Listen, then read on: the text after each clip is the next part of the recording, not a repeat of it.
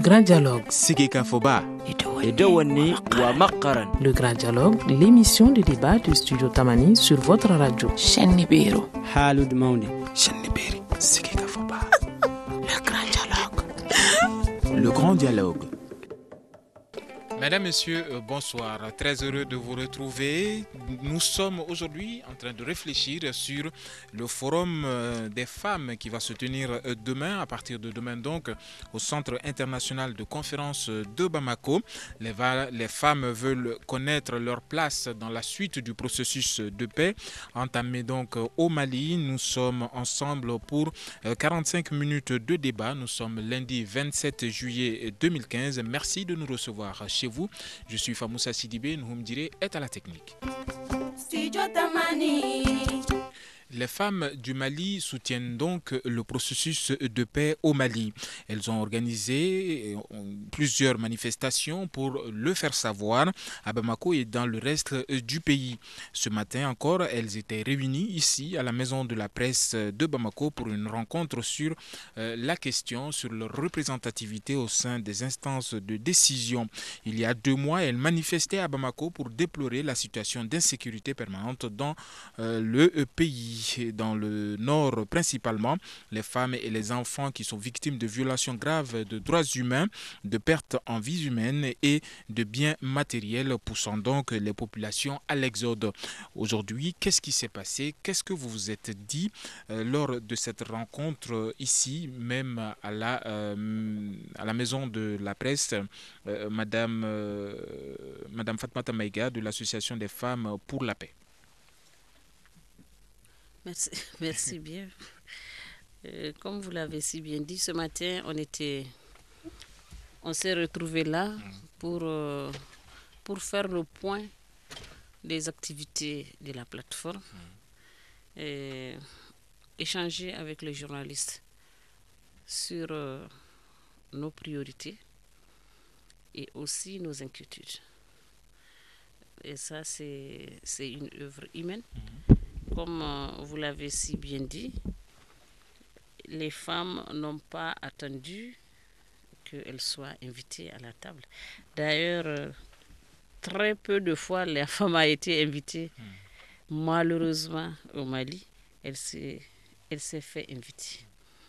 Elle s'est fait inviter parce que nous estimons que hommes et femmes, nous constituons une nation.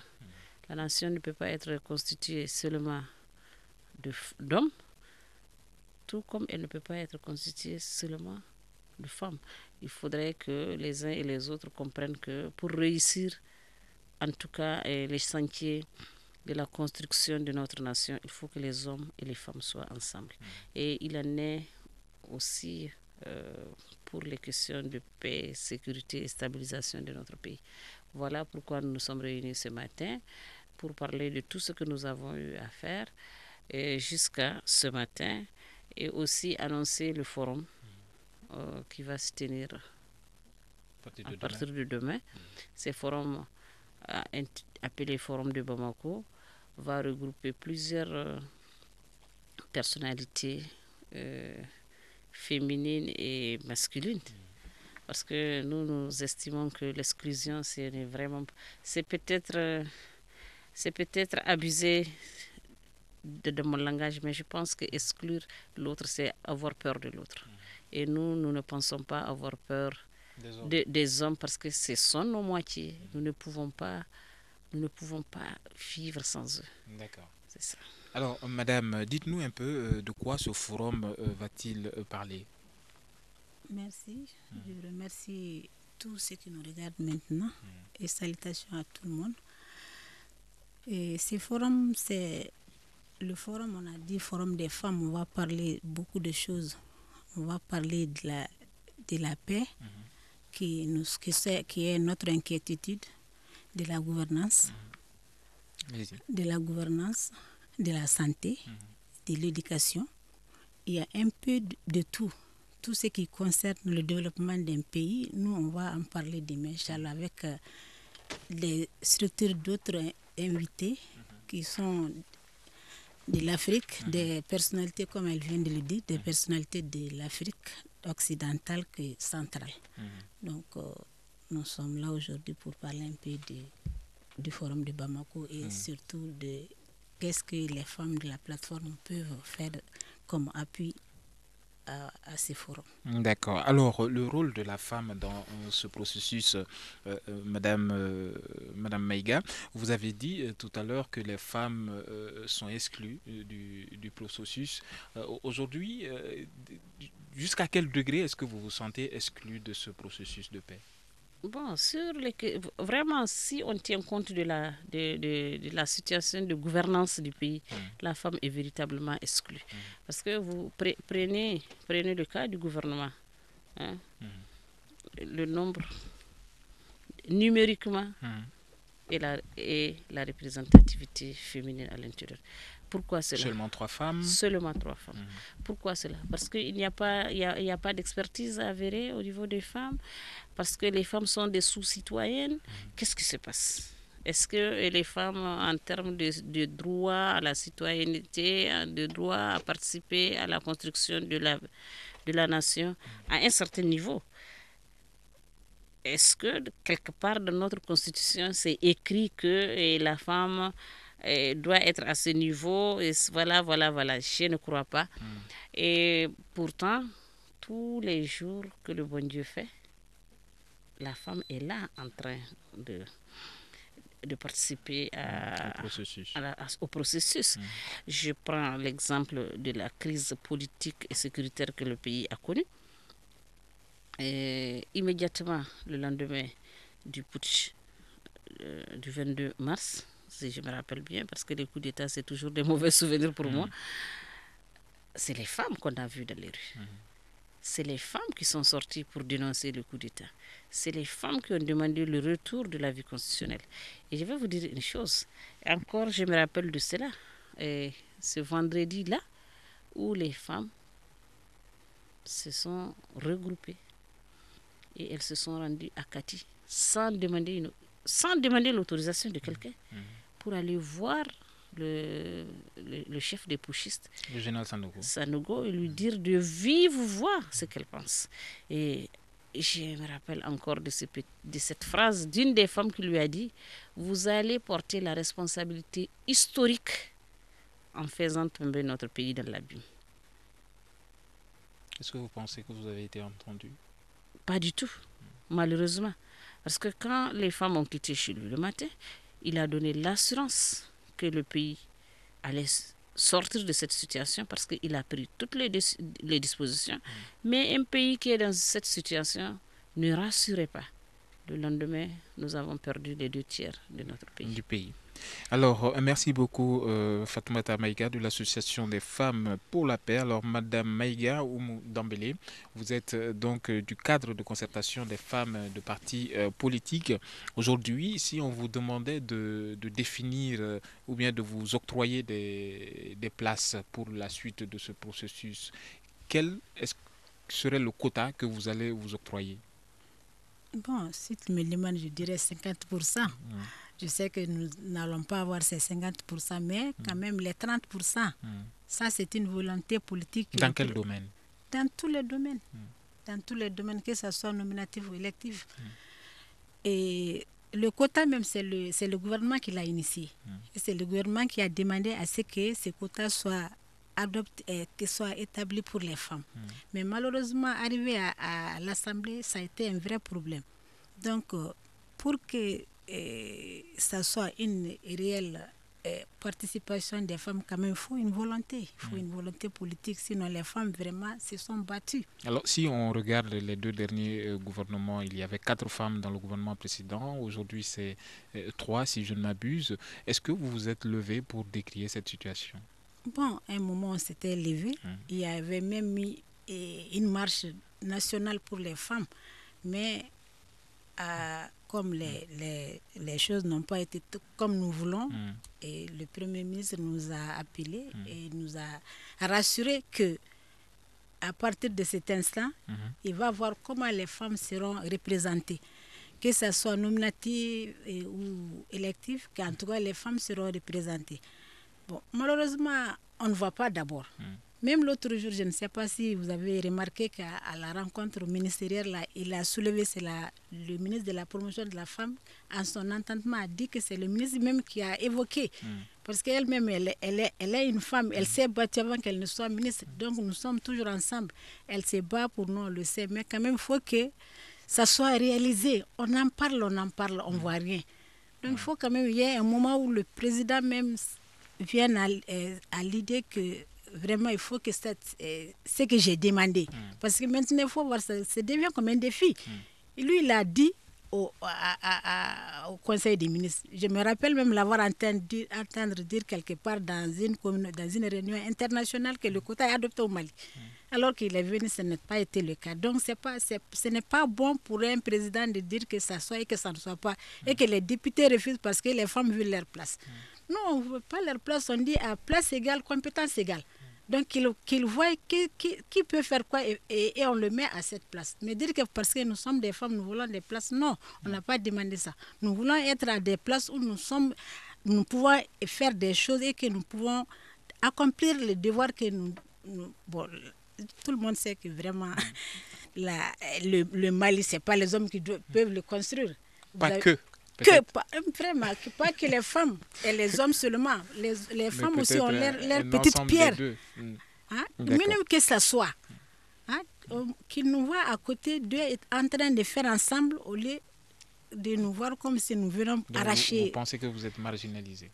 Nous le sommes. Vous-même, vous l'avez remarqué, vous avez dit qu'au gouvernement, nous sommes marginalisés, mais nous voulons quand même qu'on essaie de voir à compétence égale, place égale. D'accord.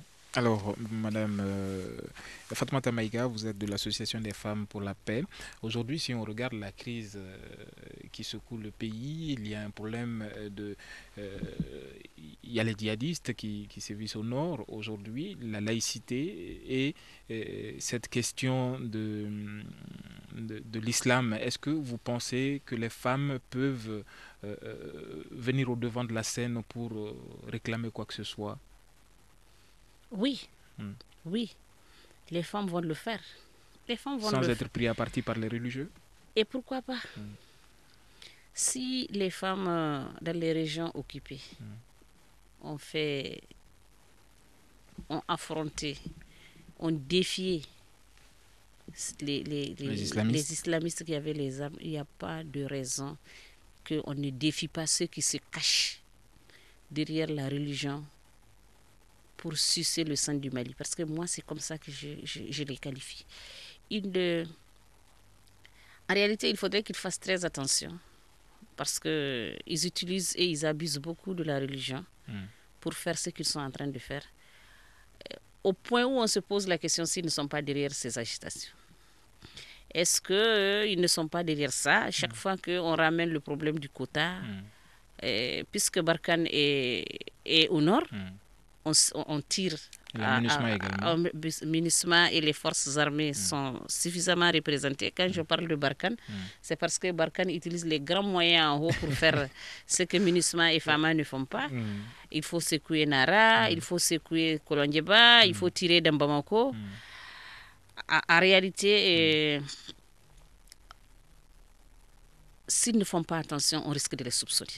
Alors aujourd'hui, est-ce que vous pensez que malgré cette situation des terroristes dans le nord du Mali qui sont des extrémistes, mais il y a les modérés également qui n'ont pas voulu que le code de la famille qui devait être voté à l'Assemblée puisse passer ici au Mali et qui donnait une part, si on peut dire, équitable aussi à la femme dans la gestion du foyer.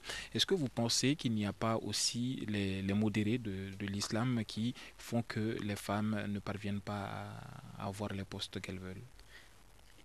J'avoue, comme je l'ai si bien dit là, le problème n'est pas une question de religion. Le problème est une question de jeu d'intérêt et dont les uns et les autres se cachent derrière la religion pour le faire. Et ça, je pense que c'est une très mauvaise chose pour eux-mêmes, mais c'est une mauvaise chose pour le pays parce que en se comportant comme ça, ce n'est pas le pays qu'ils servent. Ils se servent du pays, ça c'est un. Deux, la question de modérer. Moi, je peux confirmer qu'il y a des modérés. Il y a des gens qui sont honnêtes et sincères avec eux-mêmes parce que On peut tricher avec tout, éviter de tricher avec Dieu.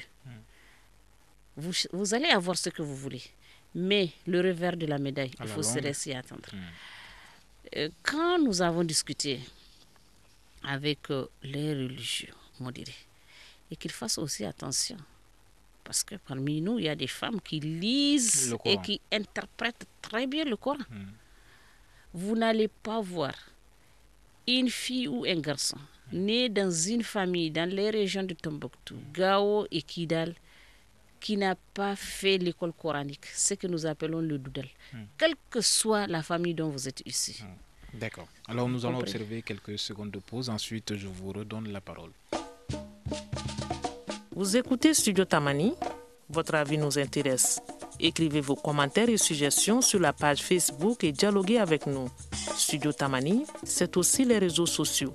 Vos réactions sont les bienvenues sur notre page Facebook, mais également sur notre compte Twitter pour réagir à cette émission. Si vous le souhaitez, ou bien réécouter cette émission sur notre site web www.studiotamani en un seul mot.org. Studio Tamani réfléchit aujourd'hui sur la question de la place de la femme dans le processus de paix enclenché au Mali. Nous sommes avec deux invités, Madame Maïga Oumoudambélé du cadre de concertation des femmes de parti politique et Fatoumata Maïga de l'Association des femmes pour la paix.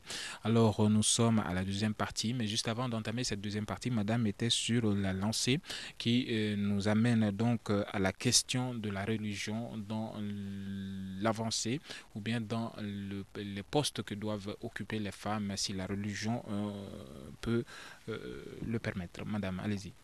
Oui, je disais qu'aujourd'hui, en tout cas, au Mali, ça ne peut pas se passer parce qu'on ne peut pas tricher avec ça. Les gens, ils comprennent bien l'islam et aussi, ils interprètent bien le Coran. Vous allez voir, le Coran est traduit en français. Ça veut dire que les gens, ils ont la possibilité de le lire. Et quand nous avons contacté certains religieux, on les a demandé, dites-nous dans quelle partie du Coran il est écrit que la femme ne doit pas participer à la gestion de la cité. Certains nous ont dit, nulle part, sauf peut-être être président. Mais la reine Balkis, c'est une des plus grandes reines de l'histoire musulmane, qui a été l'épouse d'un prophète. Alors, qu'est-ce qu'ils vont nous dire? Et aussi, toute cette question de conserver le pouvoir, ça c'est parce que nous sommes dans un pays profane. Beaucoup, et je suis désolée de le dire, beaucoup pratiquent sans savoir le contenu du Coran. Contrairement à mes parents de la communauté chrétienne, qui comprennent très bien leur religion.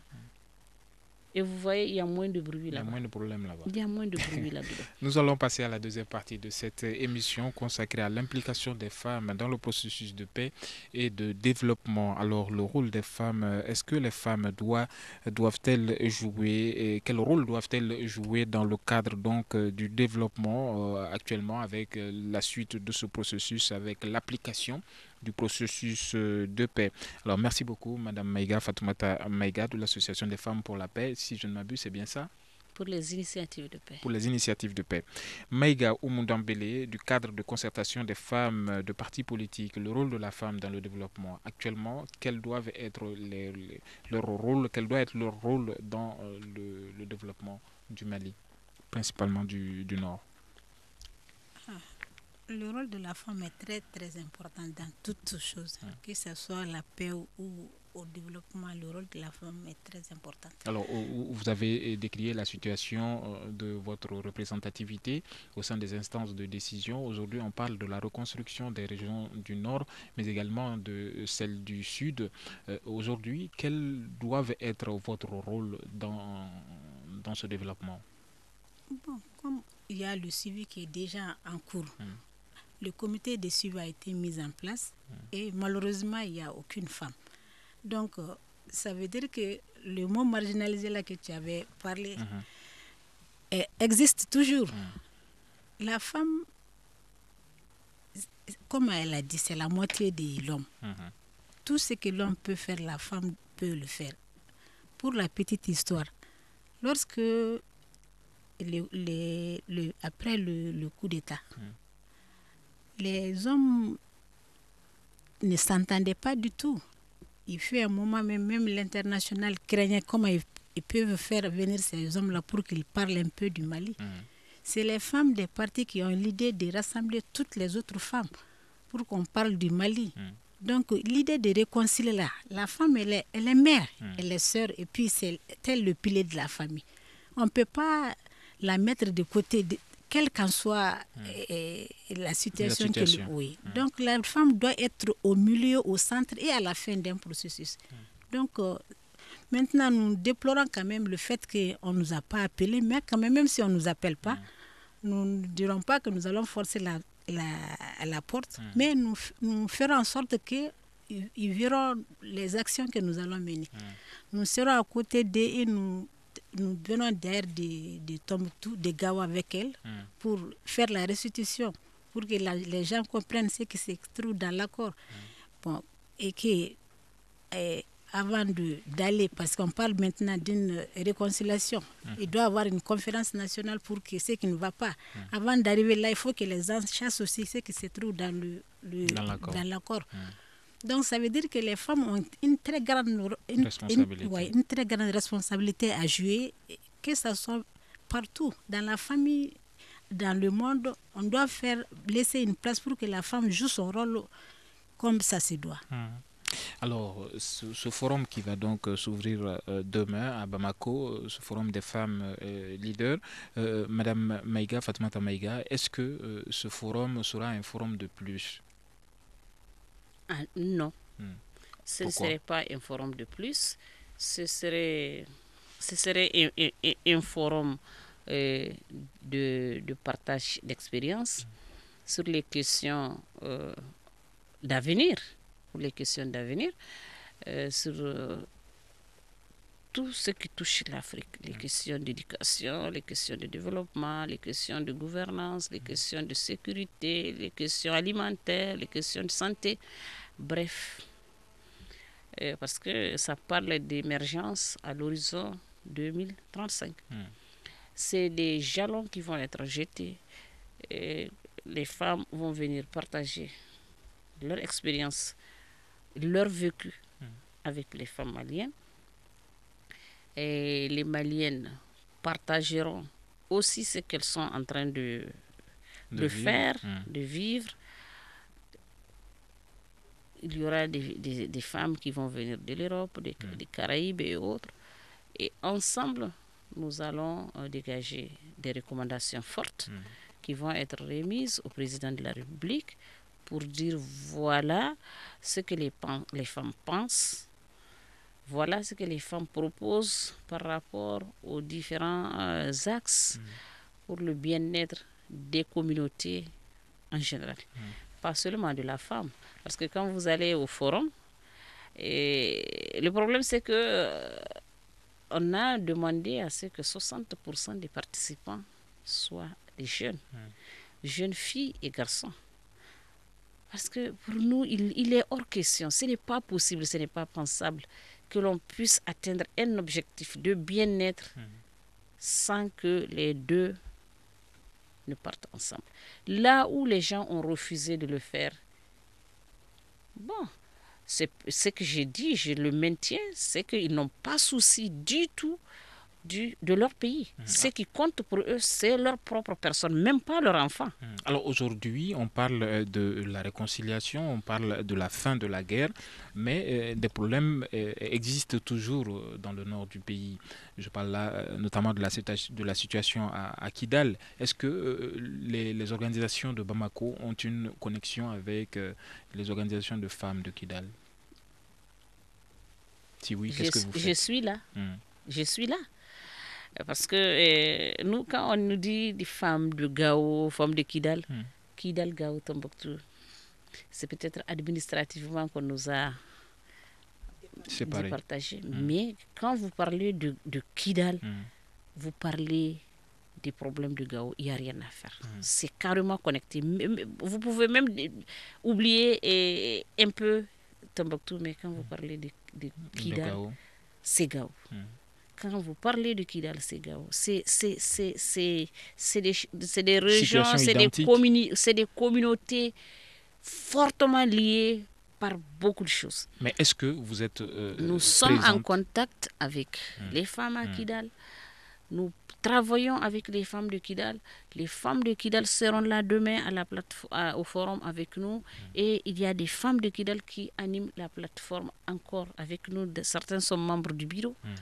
Alors, est-ce que vous avez le sentiment que ces femmes de Kidal, justement, s'impliquent dans le retour de la paix? Je vais vous faire une surprise.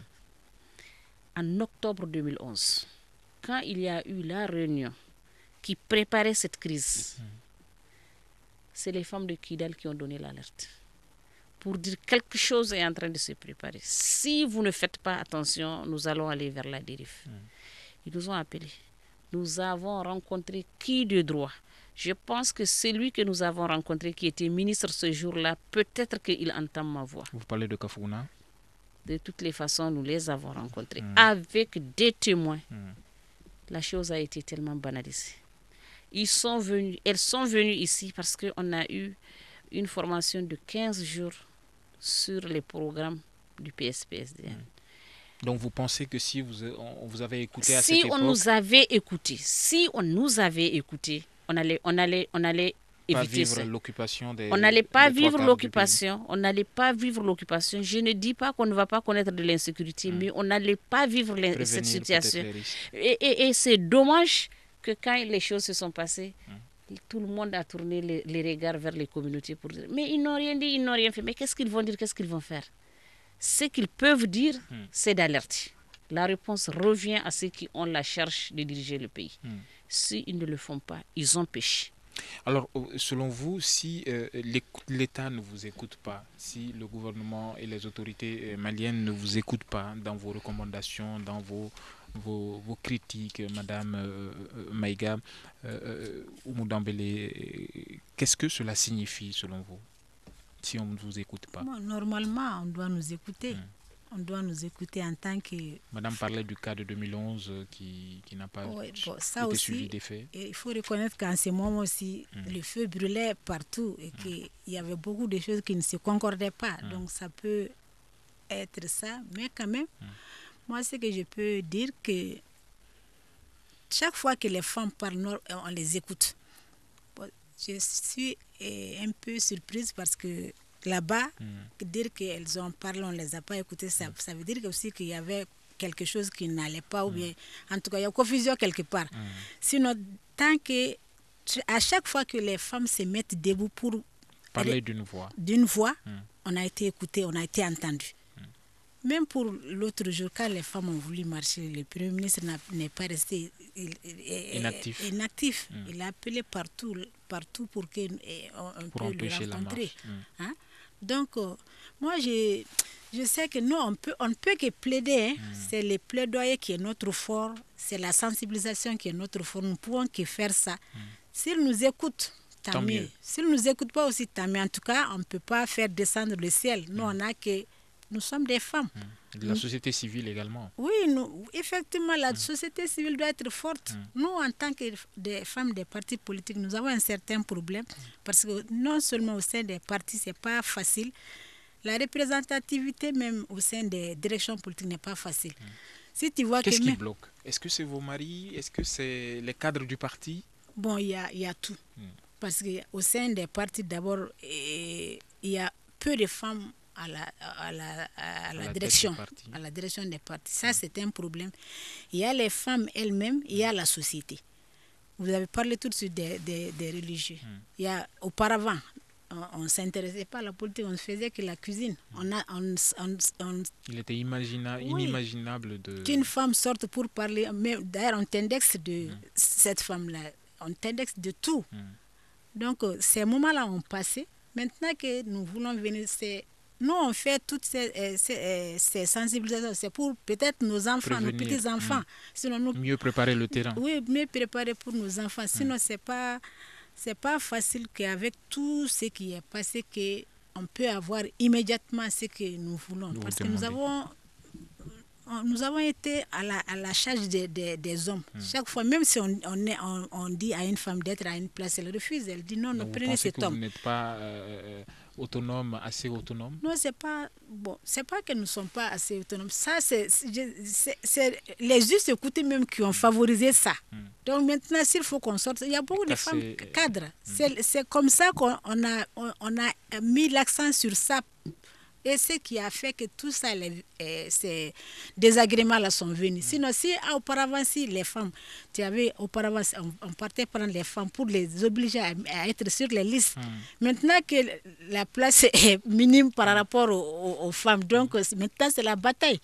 Les hommes ont remarqué que les femmes même s'entendent pas, donc s'immiscer entre nous pour avoir ce qu'ils veulent. Oh, les hommes. Oui. Nous allons observer quelques secondes de pause et nous reprendrons avec la troisième partie de cette émission. Une réaction, Un avis, Un commentaire. Réagissez sur la page Facebook de Studio Tamani et restez connectés avec nous.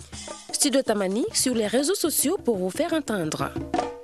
Studio Tamani sur les réseaux sociaux, notre page Facebook et notre compte Twitter, mais également notre site web sont à votre disposition pour soit réécouter cette émission ou bien réagir à ce que vous entendez. Aujourd'hui, nous parlons de la situation des femmes, de la représentativité des femmes dans le processus de paix au Mali avec ce forum qu'elles organisent à partir de demain et la rencontre qui a eu lieu ce matin. Les femmes ne s'arrêtent pas, elles veulent coûte que coûte se faire entendre. Alors au Mali, les femmes ont joué un rôle primordial dans le processus démocratique, même avant que la crise ne survienne dans le pays en 1990. Elles ont bravé les forces armées en organisant des grandes manifestations contre le régime de Moussa Traoré. Certaines d'entre elles l'ont payé de leur vie. Alors aujourd'hui, est-ce que vous pensez que ces vies ont été perdues pour rien, Madame Maïga, Fatoumata Maïga? Non. Non. Et non. Durant toutes les crises, c'est la même chose. C'est la Mais même situation malheureusement, c'est comme ça. Maintenant, il revient aux femmes de tirer les leçons de tout cela. Parce que, généralement, quand il y a ces marches-là, quand c'est des marches à haut risque, c'est les femmes et les enfants qu'on met devant. C'est eux qui tombent. Et puis après, les dividendes, c'est pour quelqu'un d'autre. Moi, je ne suis pas contre le fait que les femmes sortent pour défendre une nation. Mais je pense que nos partenaires doivent être honnêtes.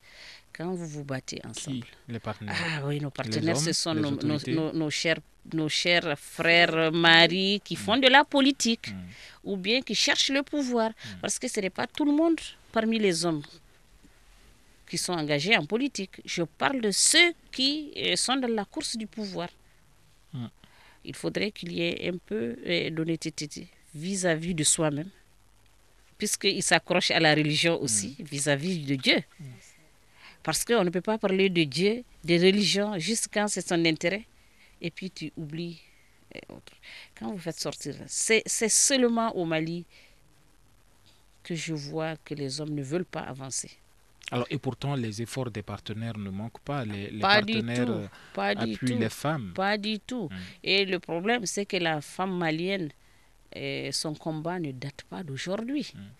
Son combat ne date pas d'aujourd'hui. Je suis d'accord qu'il y avait très peu de cadres, mais les peu de cadres femmes ont brillé dans les combats de libération de l'Afrique. Ça, tout le monde, personne ne peut le contester. Et même au moment des grands empires, les quelques femmes étaient vraiment des grandes dames qui ont accompagné les rois et les empereurs à asseoir leur pouvoir. Alors, est-ce qu'aujourd'hui, vous pensez qu'il y a un problème de légitimité des femmes leaders?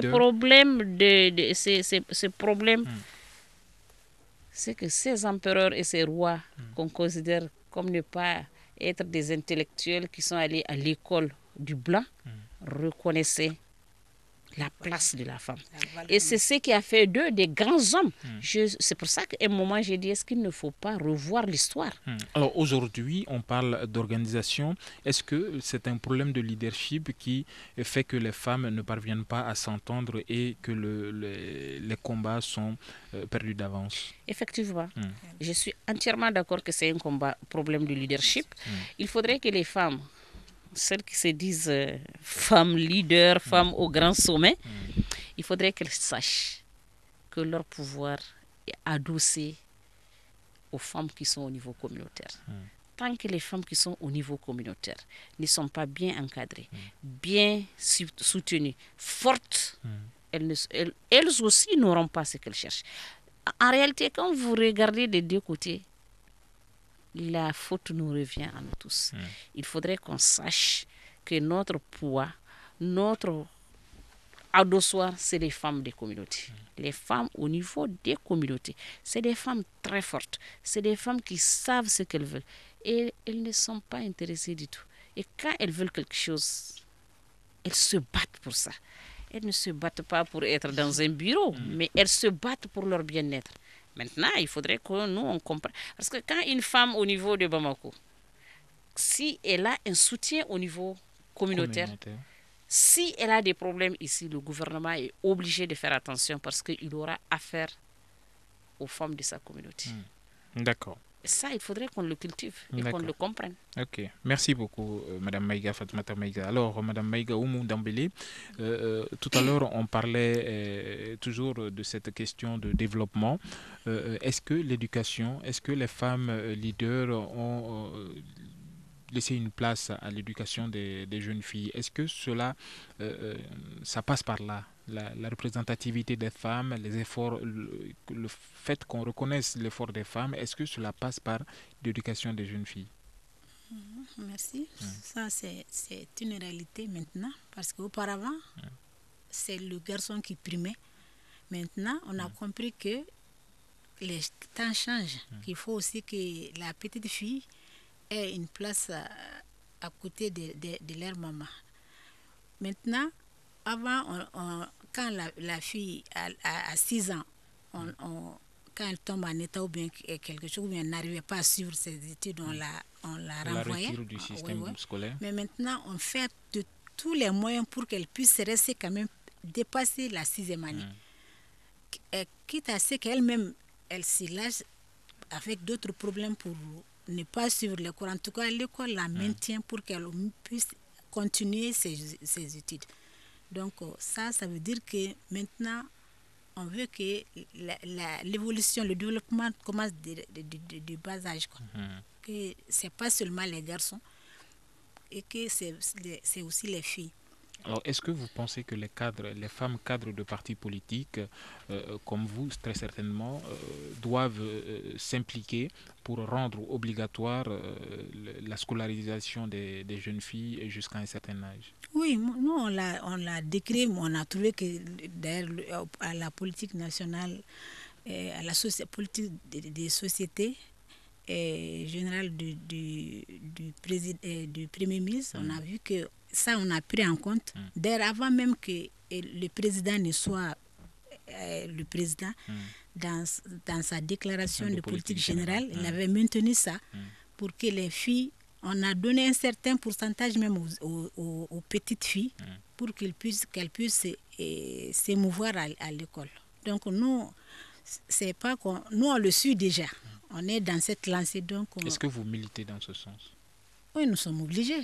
Parce que nous avons des enfants, des filles. Donc nous sommes obligés de suivre cette lancée pour que, si je veux défendre les droits des femmes, la femme, ça commence à la fillette. Donc je suis obligée de suivre ces chemins pour qu'au moins, à un certain âge, je verrai même la générationnalisation, là, pour qu'il y ait un échange entre le ministère et les jeunes filles, pour que les petites filles puissent savoir ce qui se passe au sein des partis politiques, au sein de la gouvernance.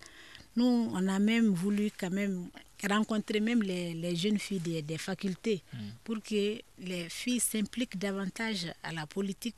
Et ce n'est pas seulement en militant à l'école seulement, il faut qu'on les imprègne de tout ce qui se passe au niveau pour leur émergence. Donc, nous avons quand même quelques filles, quelques jeunes femmes qui sont à côté de nous, qui seront nos remplaçantes quand nous ne serons plus. D'accord. Alors, merci beaucoup, Madame Maïga Oumdambélé. Alors, Madame Maïga, Fatmata Maïga, aujourd'hui, on parle de la scolarisation des jeunes filles. Est-ce qu'au niveau communautaire, les mentalités sont prêtes à assumer ce rôle? Oui et non. Oui et non. Le juste milieu. Le juste milieu. Parce qu'il y en a qui pensent que la fille à l'école, c'est vraiment de la déprédation, c'est vraiment perdre les valeurs. Qui pense ça? Les parents, la communauté autour. Les parents les hommes parents, ou les parents femmes? hommes et femmes à la fois. Et elle perd beaucoup de temps. Il faudrait qu'elle se marie vite pour avoir vite ses enfants. Et puis voilà. Donc les barrières sociales. Oui, bon, est-ce que c'est seulement des valeurs sociales? Barrières. C'est des barrières. En réalité, ce ne sont pas des valeurs. Je vais vous dire la petite histoire. Moi, j'ai eu la chance d'être née dans une famille de fonctionnaires. Et mon père travaillait dans un village. Et nous sommes 2 filles pour nos parents. Et quelqu'un est venu voir mon père et je lui ai dit, mais tes filles là, elles sont devenues grandes, tu ne les maries pas, donc tu veux les marier au président de la République? Mon père dit, ah non, moi je veux que mes filles deviennent présidentes de la République un jour, je ne vais pas enlever mes filles, je vais les marier à qui ici? Je suis juste un fonctionnaire, je suis venu travailler et puis je vais partir. Et vous venez me demander pourquoi mes filles viennent en vacances, elles reviennent, et je vais les donner à qui? Vous voyez? Et tout de suite, parce que j'ai fait l'école en campagne. J'ai accompagné mon père presque dans les fins fonds du Mali. Quand j'ai fait le CEP, on n'était pas plus de 3 filles à faire le CEP. J'étais la seule fille à passer au CEP. Mais celles qui ont échoué, elles étaient tellement contentes de quitter l'école. Vous voyez? Maintenant, comment elles sont aujourd'hui dans la société? Elles sont là-bas, elles sont des mères de famille, et des femmes au foyer et au champ. Comme je l'ai dit, Vous pensez que c'est une perte pour le pays? Une grosse perte, parce que c'est des filles très intelligentes, très intelligentes. Mais il y a ces pesanteurs. Il y a aussi le fait que c'est des filles qui sont dans des zones reculées. L'école, à un certain niveau, si vous passez au CEP, vous êtes obligé d'aller ailleurs.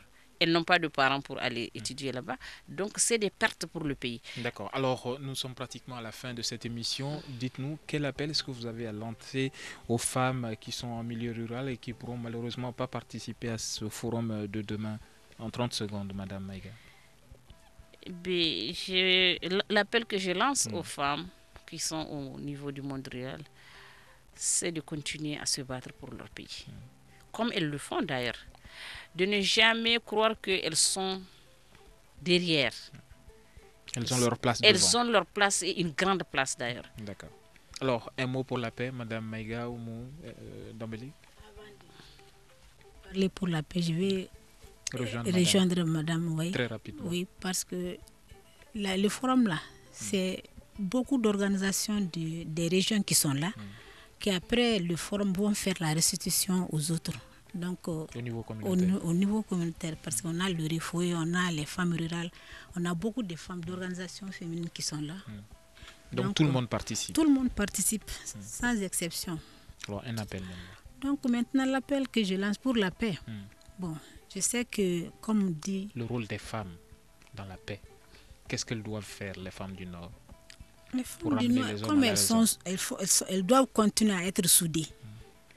Et à sensibiliser les maris, que la violence ne mène nulle part. Nulle part, vraiment. On en a assez fait et que la mise en œuvre de l'école soit vite faite. Parce que tout, si tu vois que jusqu'à présent, il y a des dérapements, ça veut dire que la mise en œuvre de l'accord est en train de tarder. D'accord. Alors pour la sécurité donc du pays, les femmes appellent les femmes à plus de sensibilisation auprès de leur mari. Merci à vous madame pour ces éclairages. Vous étiez deux, madame Maïga Oumundambele du cadre de concertation des femmes de partis politiques et madame Maïga Fatoumata Maïga de l'association des femmes pour la paix. Je suis Famoussa Sidibé, Nouhoum Diré était à la technique, Ousmane Diadje Touré était à la réalisation, Salim Douara à la régie vidéo. Nous vous disons à demain pour un autre débat. Bonsoir.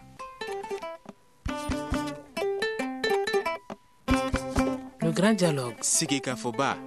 Le grand dialogue, l'émission de débat du studio Tamani sur votre radio. Shenibero. Halud Mauni. Sheniberi. Sigeka Foba. Le grand dialogue. Le grand dialogue.